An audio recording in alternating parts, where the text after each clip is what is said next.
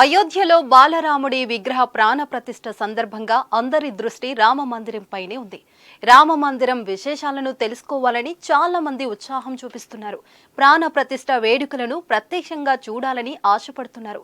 ఇప్పుడున్న ఈ ట్రెండ్ను సైబర్ నేరస్తులు తమకు అవకాశంగా మలుచుకునే వీలుందని పోలీసులు హెచ్చరిస్తున్నారు. Gautam neuro care brain stroke, migraine, fits, brain and spine surgeries కి బెస్ట్ న్యూరో సర్జన్. అయోధ్యలో వేడుకల సందర్భంగా హైదరాబాద్ పోలీసులు తాజాగా సైబర్ నేరాలపై అలర్ట్ ప్రకటించారు.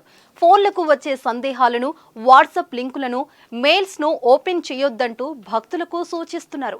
ప్రాణ ప్రతిష్ఠ వేడుకల లైవ్ అంటూ, రామ మందిర విశేషాలంటూ ఇలా వేరువేరు పేర్లతో లింకులు పంపుతూ సైబర్ నేరస్తులు దోపిడీలకు పాల్పడే అవకాశం ఉందని హెచ్చరిస్తున్నారు. ఫోన్లకు వచ్చే లింకులను తెలియక ఓపెన్ చేస్తే మీ బ్యాంకు ఖాతాలోని సొమ్మంతా దుండగులు కాజేసే ప్రమాదం ఉందని హెచ్చరించారు. రేపు అయోధ్యలో రామ మందిర ప్రారంభోత్సవం, ప్రాణ ప్రతిష్ఠ కార్యక్రమాలు నిర్వహించనున్న సంగతి తెలిసిందే. ఈ క్రమంలో సైబర్ నేరగాళ్లు అయోధ్య లైవ్ ఫోటోలు, దానికి సంబంధించిన ఇతర పేర్లతో జనాలను మోసం చేసేందుకు రెడీ అవుతున్నారని హెచ్చరించారు. అయోధ్య మందిర ప్రారంభోత్సవం రోజున మీ మొబైల్కి వచ్చే ఈ తరహా లింకులను ఓపెన్ చేయొద్దని సూచించారు. పొరపాటున మీరు ఈ లింకులను ఓపెన్ చేస్తే అంతే సంగతులని హెచ్చరించారు. ఈ మెసేజ్ను మీకు తెలిసిన వారందరికీ పంపి వారిని కూడా జాగ్రత్తగా ఉండమని సూచించారు హైదరాబాద్ సైబర్ పోలీసులు.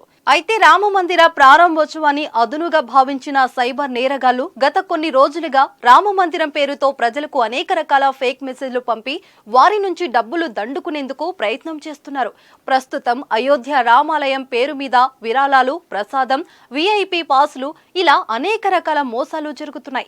జనవరి 22న అయోధ్యలో ప్రవేశించేందుకు విఐపి పాసులు వాట్సాప్ లో పంపుతున్నారు కొందరు కేటగాలు. ఆశ్చర్యకరమైన విషయం ఏంటంటే ఈ పాసులను అడ్మినిస్ట్రేషన్ పంపడం లేదు, సైబర్ దుండగులు పంపుతున్నారని పోలీసులు గుర్తించారు. వాట్సాప్ లో వచ్చిన మెసేజ్ ప్రకారం జనవరి 22న రామ మందిర ప్రారంభోత్సవానికి మీరు విఐపి పాస్ ను పొందుతున్నారు. అప్లికేషన్ ఇన్స్టాల్ చేసి విఐపి పాస్ ను డౌన్లోడ్ చేసుకోండి అంటూ మెసేజ్ పంపుతున్నారు. పొరపాటున నిజమే అని ఆ యాప్ డౌన్లోడ్ చేస్తే ఫోన్ మొత్తం హ్యాక్ అయ్యే ప్రమాదం ఉంది. ఇక ప్రసాదం కోసం ప్రజల నుంచి డబ్బులు తీసుకుంటున్న వెబ్సైట్లను కూడా గుర్తించారు పోలీసులు. ఇలా చాలా సైట్లు విఐపి పాసులు ఇస్తామని కూడా సోషల్ మీడియాలో ముందుకొస్తున్నాయి.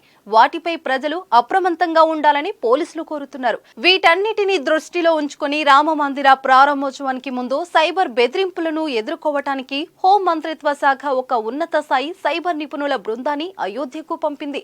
ఇప్పటికే అయోధ్య ప్రసాదం పేరిట అమెజాన్ లో అమ్మకాలు ప్రారంభమయ్యాయి. అయోధ్య ప్రసాదం అని చెప్పి నకిలీ లడ్డూలను అమెజాన్ అమ్మకానికి పెట్టింది.